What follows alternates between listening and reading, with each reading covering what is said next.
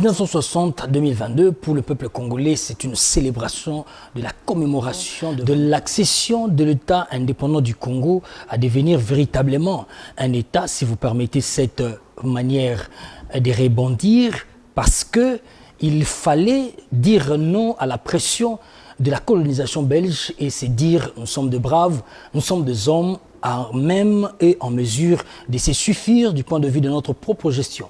Il a fallu qu'un homme meure. Il s'agit ici de Patrice Emery Lumumba, qui nous a quittés aussi sitôt que cela, selon la taille de l'âge, mais aussi du point de vue de la destinée. Est-ce que n'était-il pas aussi destiné pour qu'il meure aussi à ce âge-là, un peu comme un Jésus qui a sauvé l'humanité? Seras Lumumba, le sauveur du Congo, de moi Congolais, soit de vous Congolais. Bonjour et bienvenue à vous, chers téléspectateurs de partout où vous êtes en train de nous suivre. C'est la vie de la nation sur le phare télévision. J'ai débat avec un homme de qualité, de titré et de calibré pour cette génération. Avec lui, nous allons parler sur l'évaluation, évidemment, de l'indépendance du Congo. On va prendre l'état des lieux depuis 1960 jusqu'à aujourd'hui, en 2022. Quelles seront les approches, quel sera le bilan et quelles seront les perspectives à projeter du point de vue politique, je fais mention, parce que la politique, par définition, tout à fait simple, n'est que de fait de gestes de gérer une société. Bonjour, bienvenue. Monsieur Jonathan Dioka. Merci, monsieur Daniel. Chargé de communication, communicateur, voulais-je dire, du parti Leadership, Bonne Gouvernance pour la démocratie, pour le développement plutôt, excusez-moi. Et pourquoi cette approche-là? Qu'est-ce que vous défendez du point de vue de leadership, bonne gouvernance et le développement? Voilà, partant même de la dénomination de notre formation politique, il n'y a pas de mystère. Donc, nous militons, nous aspirons à un meilleur leadership, à une bonne gouvernance pour un développement. Déjà, partant même de la dénomination n'est pas mystérieuse. Elle définit tout. Clairement. Ce qui sont nos aspirations pour le Congo. Nous sommes en 1960.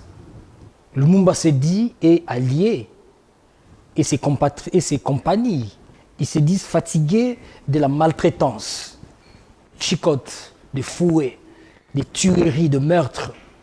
Il faut tout avoir à prix de chicotes.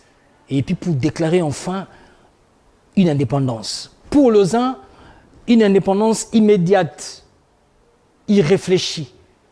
Pour les autres, réfléchie. Êtes-vous de quelle position? Bon, je ne veux pas aller vite en besogne, puisqu'il y a, comme vous le dites tout de suite, il y a quand même des approches un peu dispersées. Et moi, je pense que malgré notre capacité, malgré notre réflexe à s'opposer souvent à la raison, aux faits, mais il y a aussi certains éléments qui échappent quand même à la nature penseuse de l'homme. C'est-à-dire qu'il y a le destin, il y a le plan de Dieu. Alors, je suis croyant. Alors, je préfère dire tout de suite que je pense que ce qui est arrivé à Lumumba, c'était dans le plan de Dieu. Et si nous sommes suffisamment éclairés, nous pouvons comprendre qu'aujourd'hui, nous en tirons plus de bénéfices en termes de conviction, puisque aujourd'hui le peuple congolais, c'est un peuple battant. Vous allez voir avec l'histoire, hein, je ne veux pas aller plus vite, mais l'accession au pouvoir de tous nos différents dirigeants politiques jusqu'à nos jours, vous verrez que la position du peuple, c'est toujours cette position-là d'un combattant, c'est toujours un peuple qui essaie toujours de booster, faire pression à ses différents dirigeants. Et je pense que cela était nécessaire. Et s'il faudrait même apprécier par rapport à la situation actuelle, vous savez que nous sommes agressés à l'est du pays, et c'est toujours la même position, puisqu'il y avait un Lumumba qui avait insufflé quelque chose à la population congolaise, qui avait insufflé quelque chose à sa communauté. Donc je pense que c'était vraiment dans le plan de Dieu, bien que le voie de l'Éternel reste impénétrable et on ne sait pourquoi ça a été fait de cette manière-là, pourquoi autant de violence, mais bon, je reste figé sur la pensée de croire que c'est vraiment un destin. Il avait-il tort ou raison? Bon, c'est clair qu'il avait raison. Parce que s'il avait tort, je pense qu'après maintenant 62 ans, on aurait su qu'il avait tort. Puisque peu importe la durée, la vérité finit toujours par éclater. Lumumba avait raison. Déjà par essence, par humanité, nul n'est censé vivre sous une domination quelconque. Nul n'est censé vivre en étant esclave ou colonisé. Donc là, ce n'est même plus une question de Lumumba, ce n'est même plus une question de Congolais, c'est une question de disposition naturelle. Cette dotation est purement humaine. Les animaux ou d'autres espèces peuvent vivre dans ces conditions-là, mais pas l'homme. L'homme a cette tendance naturelle à vouloir se libérer de tout ce qui peut être forme de captivité ou quoi que ce soit. Donc, il avait raison, puisque c'est une dotation naturelle. La liberté. Elle est sacrée d'ailleurs. Nous sommes à la conférence de Berlin, Oui. où il fallait que tout se décide. Enfin, pour que l'État indépendant du Congo soit déclaré, comment est-ce que vous nous expliquez ces contextes politiques de 1960? Bon, moi personnellement, je me dis, l'histoire avec la conférence de Berlin, c'est d'abord un problème africain. Ok? Un problème africain puisque il y a des mesures qui ont été prises par l'occupant. Quand je parle d'occupant, je parle de tous ces pays occidentaux et consorts qui sont venus coloniser l'Afrique. Et il y a eu des décisions qui ont été prises ailleurs pour structurer d'une certaine manière le fonctionnement de l'Afrique. Donc ça veut dire qu'à cette époque-là, on a souffert de quelque chose. On a souffert d'un leadership imposant. On a souffert d'un manque d'évolution, entre autres technologiques, etc. Donc nous n'avons pas eu tous les outils, tous les moyens qui nous ont permis à conserver d'abord notre intégrité en tant qu'espace africain.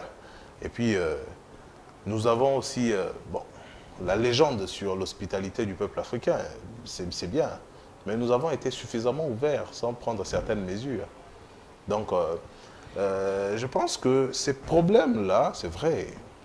Aujourd'hui, on peut attribuer la faute à des têtes ou encore à des pays, à des nations. Mais si nous voulons faire une étude sérieuse et profonde, nous devons revenir au niveau africain. Parce qu'aujourd'hui aussi, même à l'est du pays, n'est-ce pas qu'il y a des occupations, puisque quand c'est une armée extérieure ou encore des forces armées étrangères entrent dans votre sol, occupent votre sol, exploitent vos minéraux, etc., ça veut dire que le problème est d'abord à l'interne. Parce que pour qu'il y ait incursion, il doit y avoir une faille. Qu'est-ce que vous n'avez pas fait?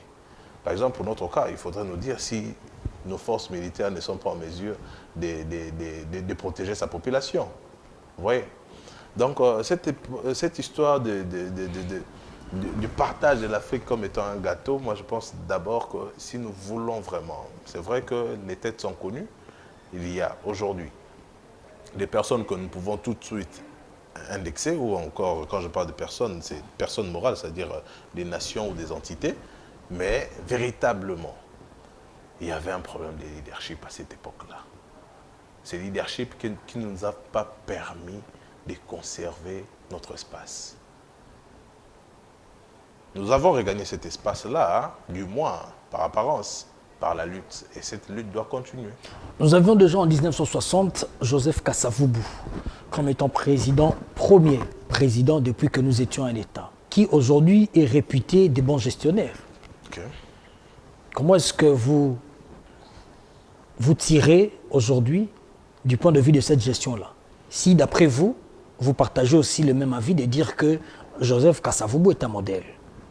Bon, écoutez, j'ai pris de la bonne habitude de lire l'histoire, puisque à l'époque de Kasavubu, je n'existais pas. La gestion, c'est-à-dire les jugements que nous allons porter ou que nous pouvons porter sur la gestion d'un acteur ou d'un animateur des institutions publiques, c'est sur des outils que nous avons mis en place. Et j'ai lu, je pense, dans un ouvrage et quelques commentaires annexes où on disait que Joseph Kasavubu était réputé de sa probité morale, entre autres, qu'il pouvait aller en mission et puis revenir avec les frais de mission et redéverser ces restes-là dans le trésor caisses, public. dans le trésor public. Donc, je pense que c'est un élément aussi. Okay? Mais sur le plan gestion, animateur des entités étatiques, je pense qu'il a été un bon gestionnaire. Mais dans la gestion, il y a aussi ce qu'on appelle le bouillon de la gestion. C'est-à-dire qu'il y a un certain moment, on fait face aux enjeux de la situation. Vous pouvez être un bon gestionnaire, okay, en administration, mais par moment, on a besoin d'un leader qui peut prendre des armes pour aller en guerre. Vous voyez? Donc, je pense que sur cet élément-là, on peut lui accorder ça.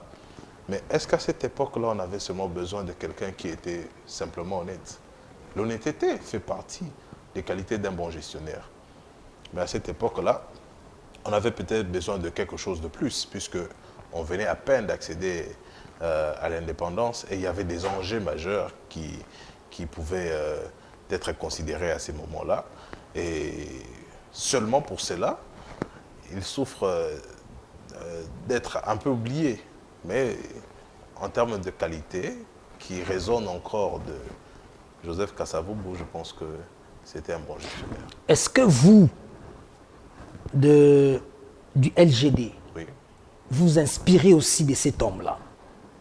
Lorsque vous réfléchissez vos acquis d'aujourd'hui pour établir votre vision politique, vous pensez aussi à Joseph Kasavubu?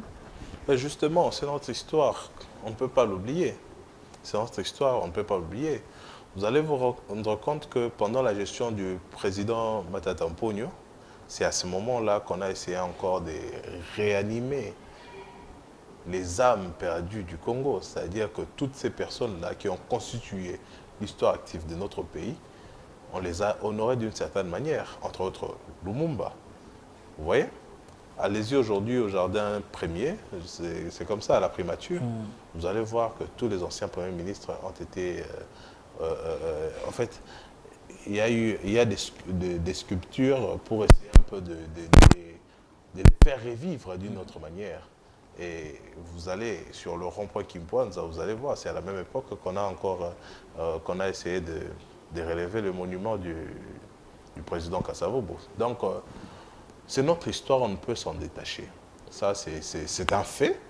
Et personnellement, je pense que je m'inspire beaucoup de cette personne-là.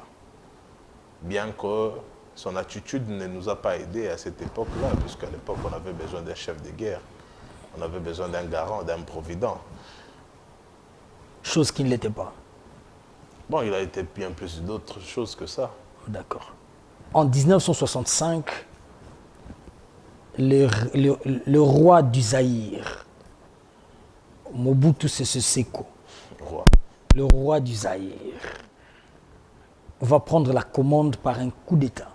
Il nous quitte de l'État indépendant du Congo et il nous emmène au Zaïre, je vais dire à une dictature, à une gouvernance où celui qui est en train de tout plafonner, à une gouvernance où il s'est fait tout le bourreau du monde, à une gouvernance où, à un certain niveau, je vais parler des 1970, les élans étaient encore bonnes, il a essayé de restructurer un peu les choses, donner une forme de gouvernance qui était réfléchie. Il a institué il a établi certaines institutions et un budget qui fonctionnait normalement. Les Zaïrois disaient bravo Mobutu. Nous arrivons en 1990, la mémoire commence à faiblir. Les gentils d'hier deviennent le méchant d'aujourd'hui. Et jusqu'à ce que nous arrivions en 1997 à la libération des AFDL. De la gloire au déclin de Mobutu. Qu'est-ce que vous retenez? Bon, vous avez évoqué beaucoup de choses. C'est presque tout un cours d'histoire. Je reviens sur Mobutu. Quand vous avez évoqué le fait qu'il y a une préférence, sinon, je dirais comme ça, sur les régimes politiques. Mobutu nous enlève de l'État indépendant du Congo vers le Zaïre. C'est ça. Personnellement, je me suis toujours dit que le choix politique ou du type de régime politique dépendent souvent de la population et la population mérite toujours ces choix-là du fait que si aujourd'hui nous sommes fatigués du système démocratique, nous allons aller dans un référendum et puis nous allons mettre en place des nouveaux outils qui vont nous permettre de gérer notre communauté, notre société. Donc je pense qu'à l'époque, si cela a été accepté, c'est parce que à l'époque, les besoins de la situation a permis à ce que nous basculions vers une dictature. Après, dans la formulation, on ne peut dire dictature qu'en étant à l'extérieur de cela, puisque vous verrez que nous avions des outils au niveau de la République démocratique du Zaïre de l'époque qui a permis à ce qu'il puisse perdurer de cette manière-là. Sinon, vous me direz qu'en Chine aussi, c'est une dictature. Après, il faudrait reconnaître que jusqu'à aujourd'hui, il y a des monarchies qui existent. Allons-y en Belgique, allons-y en Angleterre, et un peu partout dans le monde. Donc ça, ce n'est pas un problème de choix politique, puisque le choix politique, c'est la population qui l'opère. Si aujourd'hui, parce que je ne vous mens pas, on a vu dans plusieurs États, le président encore en fonction pendant l'exercice de son mandat, mais la population marche pour son départ. Donc quand le peuple n'est pas d'accord avec une chose, et il opère le choix d'échanger cette chose-là, et ça se fait toujours.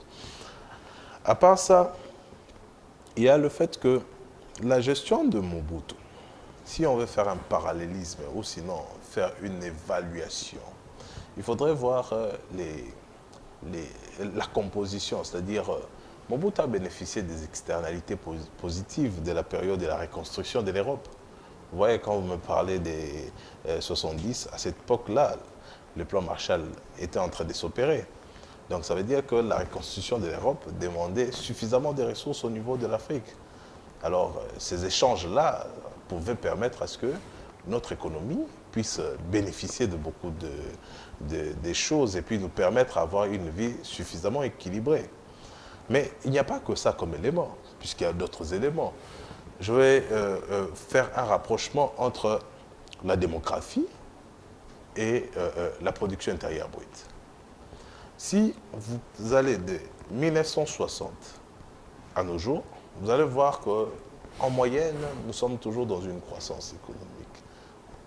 Bon, croissance économique, c'est peut-être trop dire, mais en moyenne, il y a croissance par rapport à la production intérieure brute. Ça veut dire que le pays s'est vraiment engagé dans une dynamique qui ne change pas. C'est vrai qu'il y a par moments un peu des récessions, économiquement parlant, mais assez souvent, nous sommes sur une pente croissante. Mais qu'est-ce qui fait en sorte qu'en 1960, on avait un niveau de vie différent et aujourd'hui, il y a un autre niveau de vie qui frôle l'exécrable. Je pense que c'est d'autres facteurs que nous n'avons pas essayé de gérer. Par exemple, la démographie comme telle. Parce que si on veut évaluer le niveau de prix parmi les indicateurs qui permet même, qui entre même dans la composition de l'IDH, il y a le PIB par habitant. En 1960, on avait combien d'habitants? Aujourd'hui, nous avons combien d'habitants? Puisqu'il peut y avoir croissance économique. Okay? Mais si la croissance démographique ne suit pas le rythme de la croissance économique, automatiquement, le niveau de vie va baisser. C'est comme, je vais donner un exemple. C'est ce que nous sommes en train de constater aujourd'hui. Justement. Et ça, c'est un problème de politique. C'est pour ça que vous voyez dans d'autres pays, la majorité des pays, ce sont les pays occidentaux, ils ont opéré des choix, des vies, pour leur permettre à maintenir les niveaux de vie. Pour leur permettre à maintenir leur niveau de vie pendant longtemps, ils ont opéré des choix. Entre autres, les planifications familiales et consorts.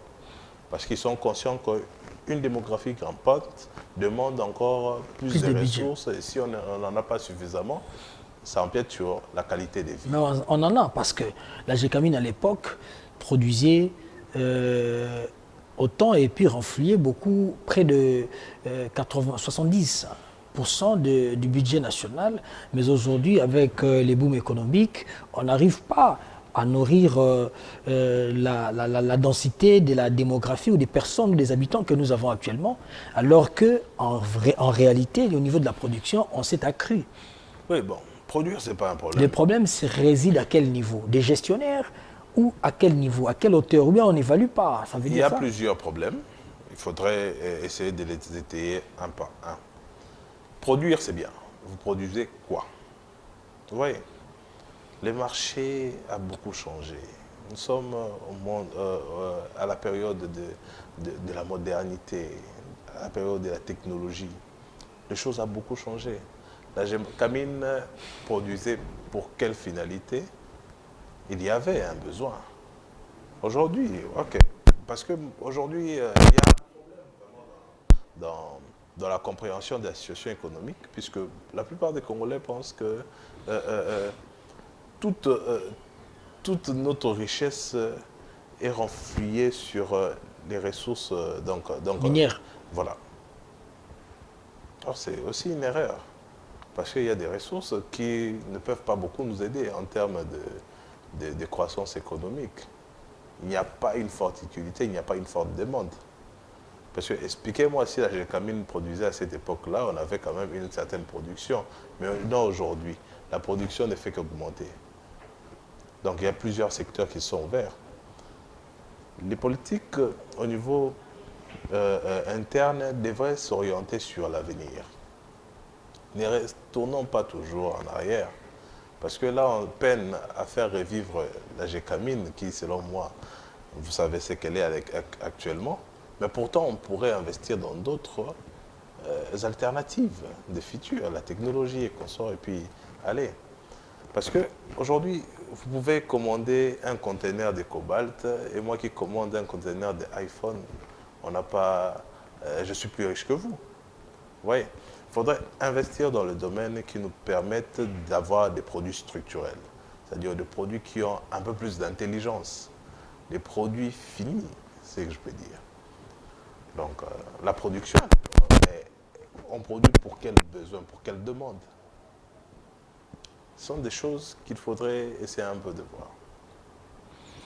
La dictature de Mobutu était-elle importante ou non? Parce que nous avons vu, avec cette dictature, on n'a pas joué avec Mobutu avec les États frontaliers. D'ailleurs, je me rappelle bien qu'à l'époque, le Zaïre était une menace pour le Rwanda, était une menace pour le Burundi, était une menace pour l'Ouganda et même pour le Rwanda ici, et pour l'Angola ici. Était une menace même pour le Congo-Brazzaville. Les rois du Zaïre, sa marque et ses empreintes dictatoriales faisaient craindre de l'Afrique centrale jusqu'à aller au-delà des limites. Bon, quand on parle de dictature, C'était un régime payant, je veux dire. Quand on parle de dictature, j'aimerais vraiment... parce que, vous savez, la bonne gouvernance, c'est d'abord le respect des outils. Quand on parle des outils, on parle de la loi mère, c'est-à-dire une constitution et les différentes dispositions qui peuvent régir un État. Ça veut dire, quand on parle d'un État, on voit une population, un territoire défini et une politique organisée. Et cette organisation-là est souvent contextuelle. Cette organisation-là est souvent liée aux aspirations de la population. C'est-à-dire, quand vous parlez de dictature, j'entre dans un fantasme un peu compliqué pour essayer de faire un rapprochement de ce que vous dites avec tous ces détracteurs souvent occidentaux, avec ce qu'ils ont tendance à dire. Moi, je pense qu'il y a eu un système politique qui n'a pas marché, ou qui a marché pendant un temps. Parce que les monarchies en Belgique, si ça continue, c'est parce que ça marche. Peut-être qu'un jour, ils vont être aussi... Obligés d'échanger. Obligés d'échanger. Je pense que allons-y dans l'optique de considérer cette migration, c'est-à-dire déjà, c'était pas vraiment une dictature, vraiment comme on essaie de nous faire comprendre. Sinon, on risque d'être pris par le piège de croire que le bourreau du Zaïrois de l'époque, ou sinon du Congolais d'aujourd'hui, était Mobutu. Donc, c'était un système politique avec des aspirations claires et qui a marché pendant une certaine période. Je pense que la souplesse pour Mobutu à cette époque-là serait de comprendre que tout a une fin. Au bout d'un moment, il fallait peut-être accorder une évolution, l'inspiration de la population. C'est ce que nous avons quand même vécu avec le président Joseph Kabila. Donc il accède au pouvoir pendant un temps qu'on a appelé le temps de transition, et élections qui sont organisées plus tard. Mais s'il a voulu prolonger la transition, les aspirations de la population déjà claires, ça ne pouvait pas marcher. Donc je pense qu'il faudrait voir ça comme une évolution, et c'était important. C'était important. Important pour cela pourquoi? Comment? Important pourquoi? C'est dans quel aspect que vous parlez de cette importance? Tout au début ici, je vous ai dit que la politique, c'est une vocation. Le comble, c'est quoi? La misère nous a tous plongés dans un idéalisme politique, hein, excusez-moi de dire ça. Okay? Parce qu'il y a ceux-là qui sont appelés à autre chose, à être médecin, à être avocat, à être autre chose. Mais vous verrez, médecin, politicien, avocat politicien, pasteur politicien. Donc c'est un peu la misère qui nous a amenés dans tout ça. Oui, parce que le système politique n'est pas efficace pour permettre à ce que tout le monde se retrouve dans son domaine, tout le monde s'épanouisse dans son domaine. Nous, population, je parle en général pour ne pas donner l'impression que je suis en train d'indexer certaines personnes, on se retrouve dans ces pièges-là de croire que la vie idéale, c'est dans la politique. Hein. Pour arriver au sommet de la chaîne alimentaire, il faudrait forcément faire. Mais aujourd'hui, c'est le cas. Pour être embauché chez nous au Congo, il faut être en politique. Les moindres des recrutements qui se font, ce ne sont que les bourreaux en politique qui s'y retrouvent. Bon, et uniquement peut-être l'armée qui ouvre une offre comme ça en public et à ciel ouvert, où on sait que l'armée ou les FARDC est en train de recruter. Mais où passent les recrutements de la DGI? Où passe le recrutement de la DGM? Où passe le recrutement de la Régie des eaux? Ils recrutent où? Alors que tout le jour, on sait qu'ils embauchent des gens. Bon, moi, personnellement, de vos mouvements politiques. Vous êtes journaliste. Peut-être que c'est à la télé que j'aurais eu cette information. Dieu merci, quand même, je ne suis jamais allé chercher du travail à la DGO. Vous avez été recommandé aussi comme les autres politiques. Malheureusement, non. Nous militons pour la bonne gouvernance, et cette bonne gouvernance doit s'imprégner d'abord en nous-mêmes, par notre démarche, par nos caractères et par nos choix. Je pense que pour revenir sur les sujets de Mobutu et l'évolution politique de la situation politique, cette migration de ce que vous avez appelé une dictature, pourtant une autre forme de monarchie, à une démocratie, c'était l'aspiration du peuple. Ok? J'étais en train de dire que la politique, c'est d'abord une vocation. Très malheureusement, nous retrouvons tout le monde dans la politique aujourd'hui, même dans d'autres domaines aussi. Hein. Vous voyez, tout le monde veut devenir aussi pasteur, tout le monde veut, sauf les domaines qui sont purement techniques, tout le monde peut fuir. Mais tous ces autres domaines qui ne vous demandent que quelques faibles aptitudes, comme aujourd'hui, les politiciens est comparable à celui qui peut pondre toutes les bêtises comme ça dans des chaînes de télévision, simplement pour gagner un peu l'opinion. Et puis ça fait d'une personne politicienne. Or, quand je parlais d'éducation, je faisais allusion à la mission, au charisme et au leadership. Ce sont des choses innées, ce sont des choses que Dieu dote automatiquement certaines catégories de personnes, puisque tout le monde ne peut pas être gestionnaire d'une cité. Et je pense qu'en tant que population, d'abord, nous devons nous-mêmes être suffisamment responsables. Savoir à quoi est-ce que nous sommes appelés. Il y a des gens qui sont appelés simplement pour accompagner. Il y a des gens qui sont appelés pour être à la tête. Alors, quand il n'y a pas ces distinguos-là, quand nous-mêmes ne sommes pas suffisamment avertis ou instruits c'est là que nous donnons accès à tout le monde. Et on se retrouve avec des gens qui ne sont pas appelés à la gestion, dans la gestion. Quand je parle d'appeler, je suis un peu dans le domaine de la foi ou de la spiritualité, mais revenons dans le cas pratique, ou bien dans la raison, ou sinon dans la science. Vous allez trouver un gestionnaire qui n'a pas fait de gestion. Simplement, un piston politique ou quelque chose comme ça. Alors, quand vous avez quelqu'un qui n'a pas fait des études spécifiques pour gérer un domaine spécifique, automatiquement, vous tombez dans quoi? Dans la malgestion, dans la mauvaise gestion. Et c'est ce qui amenuise encore la qualité de vie. C'est ce qui détruit les pays, s'il faudrait le dire comme ça. Qui doit faire la politique? Qui doit répondre aux aspirations politiques? Comme toute vocation, je pense que l'appeler... Ils sont-ils sélectionnés par une inspiration divine ou par des convictions personnelles? Maintenant, il y a ce qu'on appelle les engagements populaires. Ça veut dire, vous allez voir dans certains pays, il y a des écoles de formation.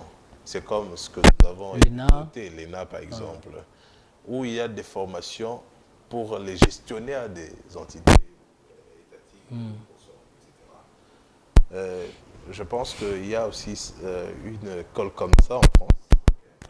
D'ailleurs, aujourd'hui en France, pour vous renchérir, c'est que l'ENA a changé même d'appellation en France. Ce n'est plus l'ENA, c'est maintenant, si j'ai bonne mémoire, l'INA, qui devient maintenant un institut, simplement parce que les Français ont réclamé.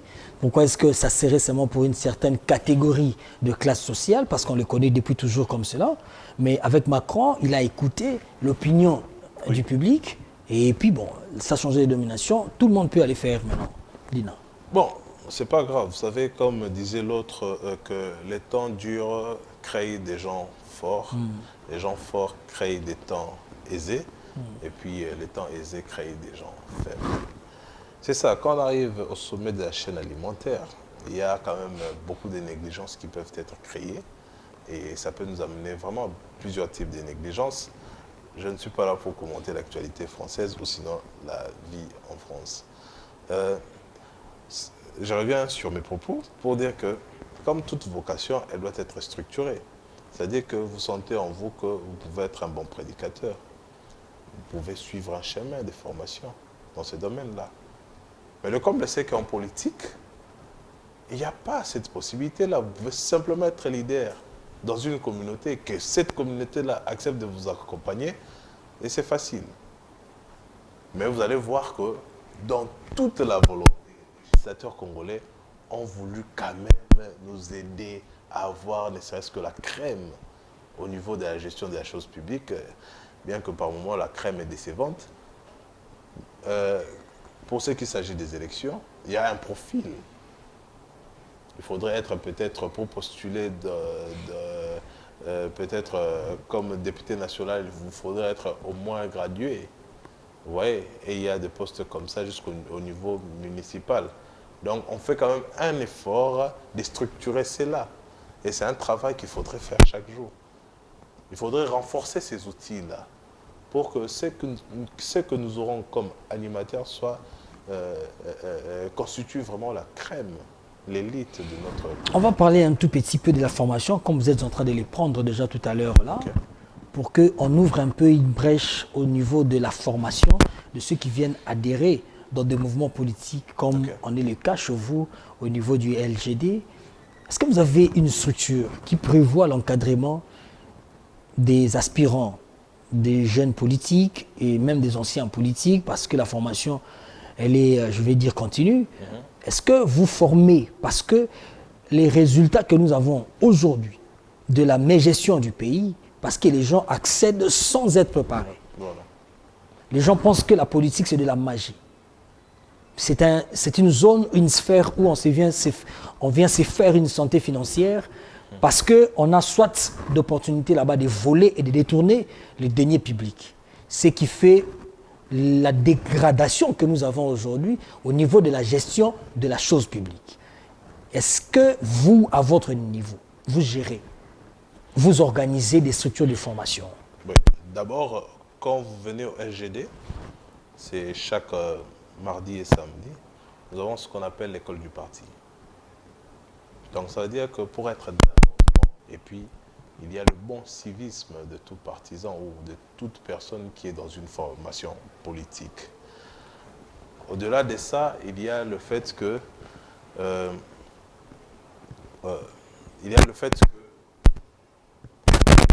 quand vous êtes en contact avec les différents animateurs du parti, là je parle du camarade, exceptionnellement le camarade secrétaire général adjoint, M. Boudi Adia Moukadi, qui est un monsieur très exceptionnel, un conférencier. Dans sa manière d'abord de faire, les animateurs que vous avez déjà vous donnent déjà une philosophie des gestions que nous pouvons avoir au LGD. Puisque ce sont nos animateurs du parti que plus tard deviendront certainement les gestionnaires au niveau de l'État. Et la philosophie, l'applicabilité que nous avons déjà au niveau du parti vous donne un présage de ce que sera la République démocratique du Congo après 2023, bien sûr après l'élection du président Matata Mponyo à la législature suprême. Donc je pense que c'est d'abord le rôle initial aussi des formations politiques. Les formations politiques sont là aussi pour informer et former la population. Malheureusement, ce n'est pas ce qui s'est fait. Aujourd'hui, les formations politiques, c'est pour aller chanter et puis danser. Mais chez nous, c'est autre chose. Nous prenons l'excellence et cette excellence-là, nous devons nous transmettre cette excellence-là. Chaque jour, si vous allez, le samedi et puis le mardi, si vous allez au parti, vous allez trouver, il y a des gens qui sont toujours en formation, il y a des formateurs qui sont en train d'être formés, et puis il y a des formateurs qui ont formé d'autres formateurs qui descendent maintenant sur terrain. C'est ça, vous allez voir, nous avons lancé certains concepts tels que le concept Pene à base, puisque on a été taxé assez souvent que nous sommes un parti d'intellectuels, je ne sais pas si parce que leadership et bonne gouvernance pour le développement sont trop français. Sont trop français. Voilà. Mais nous sommes aussi quinois. Nous sommes aussi katangais, nous sommes aussi... vous voyez, donc nous sommes dans toutes les dimensions de la République et nous pouvons adapter chaque contexte selon le besoin. Puisque ne me dites pas que partout nous allons présenter que des conférences. On aura du mal parce qu'il y a une tranche de la population qui peuvent suivre nos discours en français et d'autres, il faudrait s'adapter en lingala et puis qu'on sort. Donc vous allez voir, même si vous voyez dans les réseaux sociaux, vous verrez qu'il y a des descentes que nous faisons dans des quartiers. Et on n'a pas besoin de réunir 300 personnes, même avec 50, 70 personnes. On fait des petites causeries communautaires. On échange pour qu'ils comprennent aussi les LGD. Donc, c'est-à-dire que l'évangile descend sur terrain. C'est ce que nous sommes en train de faire avec le concept LGD Pene à base. C'est très important parce que si cela ne se fait pas, je considère que tous ces mondes-là qui font foi aux partis politiques, je pense que leur foi ne va se poser sur rien. Parce que si on n'a pas de fondement, on ne saura pas mener la société à bon port. Parce qu'on a besoin d'avoir des bons gestionnaires pour la République démocratique du Congo de demain. Mais c'est justement c'est aujourd'hui que ça doit commencer. Vous savez, mais on ne les sent presque pas. La multiplicité des formations politiques en RDC devrait faire de nous une population la mieux éduquée au monde. Mais c'est qui manque. Une population la mieux informée. C'est qui manque. C'est triste. C'est qui manque, c'est ça le grand problème. La stratégie au niveau des formations politiques, c'est ce qui dérange. Puisque quand un directoire politique, c'est-à-dire la crème de la formation, met en place une stratégie qui ne permet pas véritablement à toucher le besoin de la population, il y a un problème. Automatiquement, il y a un problème. Ça veut dire qu'on a besoin de la population pour qu'une activité marche. Mais la démarche n'est pas un encheminement avec cette population-là. N'est pas de les faire vraiment adhérer, qu'ils acceptent la vision et qu'ils accompagnent la vision. Nous sommes en République démocratique du Congo, la République démocratique du Congo. Je vais encore insister là-dessus, la République démocratique du Congo. Alors qu'une république suffirait pour expliquer que dans son contenu, il y a une démocratie. Mais s'il y a eu cette combinaison de mots, n'est-ce pas pour que nous ayons véritablement les assises de cette démocratie ou juste une enveloppe de démocratie? Déjà, je commencerai par vous demander, souvent, c'est vos questions, mes réponses, mais selon vous, nous sommes en démocratie ou pas? Je sais que nous sommes en République démocratique du Congo. Nous sommes en démocratie. C'est renforcément, bon, dans le terme, je pense que c'est pour que la population s'en rappelle toujours. Et je pense que ça renforce l'engagement de la population vers l'idéal qu'il a choisi. Puisque c'est ce que nous avons choisi. Et si on n'était pas d'accord avec cette dénomination ou encore ces systèmes politiques, je pense qu'on l'aurait changé depuis longtemps. Ou sinon, il y aurait des tendances pour pouvoir changer ça. Mais vous êtes d'accord avec moi, depuis qu'on a accédé à la République démocratique du Congo jusqu'à aujourd'hui, il n'y a pas de tendance à vouloir revenir dans une autre forme de monarchie. Donc ça veut dire que c'est quelque chose que nous avons accepté. Maintenant, il y a un problème. Le problème, c'est sur la consommation démocratique, la consommation de la démocratie. Ça veut dire que,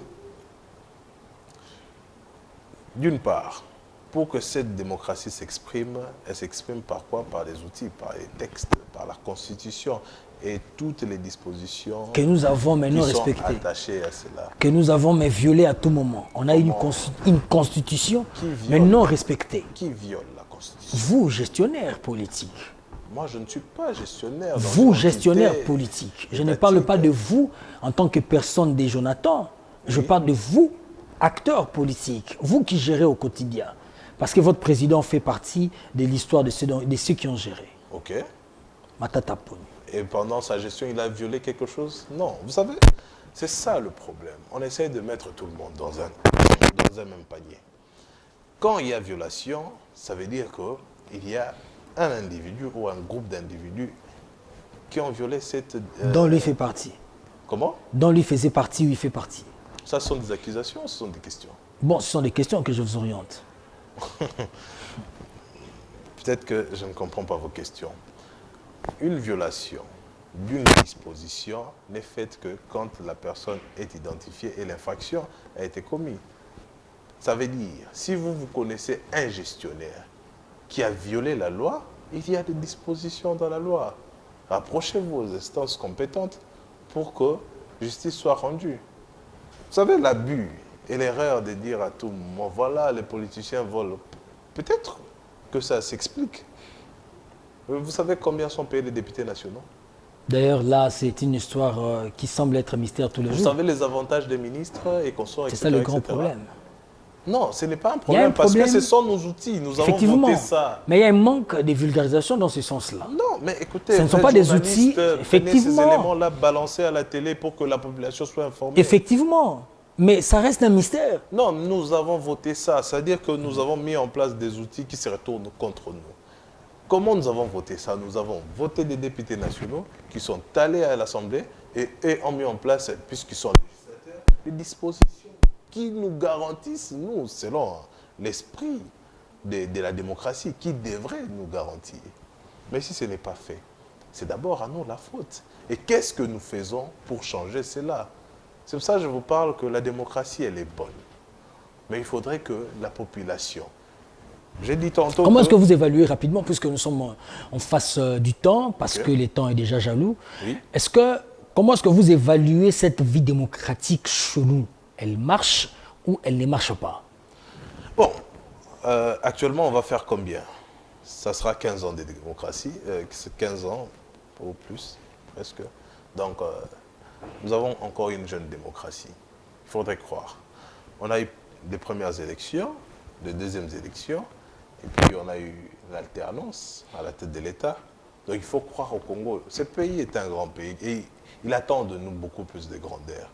Ne soyons pas, n'ayons pas la faiblesse de critiquer pour des petites choses. Voyons les grandes choses qui peuvent être réalisées. Jusque-là, la seule chose qui dérange au niveau de notre démocratie, c'est l'appareil judiciaire. Vous voyez? Puisque là, on se rend compte que, OK, les élections, on l'a eu. La liberté d'expression, elle existe. Les libres entreprises, ça existe. Mais au niveau de le maniement juridique, c'est ça un peu le problème que nous avons jusque-là. Mais il faut toujours croire au Congo. Et ceux qui sont coupables de certains actes qui violent la Constitution, au moment opportun, ils seront devant les faits de la loi. Mais en attendant, nous croyons en nos outils. Et je vais vous dire une chose, si on ne respecte pas un outil, cela ne veut pas dire que l'outil n'existe pas. L'outil existe, mais il n'a pas été respecté. Et toujours à côté, il y a des mesures, les voies de régularisation. Et ça va arriver avec le leadership qu'il faut, avec la bonne gouvernance. Et c'est comme ça qu'on peut aspirer à un développement durable. Nous sommes aujourd'hui en 2022, célébrant les 62 ans d'indépendance, une question de projection maintenant. Jusque la célébration du centenaire de notre pays. Ça veut dire en 38 ans, en moyenne 40 ans. Qu'est-ce que nous pouvons mettre comme base, comme soubassement pour que l'on réussisse le relèvement de ce pays? Bon, un développement a des piliers. Il y a 3 piliers essentiellement et puis un 4e qui s'ajoute. Le premier pilier de développement, c'est son économie. Il y a le pilier social. Il y a le pilier environnemental. À cela, on a intégré cet élément avec l'avènement des objectifs de développement durable. On a rajouté l'aspect institutionnel. Ça veut dire que vous pouvez avoir une bonne économie. Vous pouvez avoir les aspects environnementaux qui favorisent votre croissance et vous pouvez avoir une situation sociale qu'il faut. Mais pour rester dans une dynamique de développement durable, il doit y avoir un leadership qui accompagne ces éléments-là. Parce que ces éléments-là sont comme des éléments fixes. Mais il doit y avoir... Il faut les manier. Voilà. Un leadership. C'est pour ça qu'on parle le pilier institutionnel. Ça veut dire qu'il doit y avoir une bonne gouvernance. Dieu nous prête vie. En 2023, Matata Ponyo, président de la République. Ah, vous l'espérez bien. Il va y arriver. Vous savez, je vais vous dire une chose. Il va franchir le mur. Pourquoi vous appelez ça un mur? Il y a des obstacles de Fayoul en face, Moïse Katumbi en face, Félix Tshisekedi en face, Vital Kamerhe qui vient d'être acquitté de la justice, c'est rassurément en face. Donc, pensez-vous que Matata Ponyo, le jeune aspirant à la présidentielle, pourra faire face? Je ne sais pas pourquoi vous dites qu'ils sont en face. Moi, je pense d'abord que s'il faudrait aller dans la logique de nos formations politiques, pour la plupart, nous sommes sociodémocrates et la vision est la même. Et maintenant, là, ce n'est même pas une compétition. La population a compris son besoin. Et Matata Ponyo, en ce moment, incarne ces besoins-là. Puisque au moment de la campagne, même avant la campagne, le lancement même du LGD, il n'y a eu aucune communication propagandiste, mais vous avez vu l'engouement qu'il y a eu. Allez-y au siège du LGD. Chaque jour, il y a autant de gens qui veulent se rapprocher de cet idéal. Mais ce n'est pas seulement Kinshasa. C'est une question du rêve. Oui, ce n'est pas seulement Kinshasa. Être élu président de la République, c'est tous les territoires, les 145 territoires du Congo. C'est très vaste. Dans tous ces territoires. Vous n'êtes pas là. Dans toutes ces provinces. Vous n'êtes pas là. Nous ne sommes pas où? Vous n'êtes pas là. Nous ne sommes pas où? Il faut voir. Bon, excusez-moi, mais il faudrait s'informer. Dernièrement, on a fait une marche de soutien au Sud Kivu. Vous avez vu la mobilisation. Ne parlons pas de la sphère Grand Katanga, ne parlons pas de toutes les provinces. C'est vrai que le parti est encore jeune, à 1 mois et demi, nous sommes encore en déploiement, puisqu'il y a des organes qui devraient être installés, des organes statutaires. Vous voyez, il y a d'autres provinces qui n'ont pas encore des fédéraux officiellement notifiés. Ça, c'est quelque chose. Mais regardez là où nous avons installé officiellement le parti, vous allez voir qu'il y a des activités, il y a les engouements autour du parti.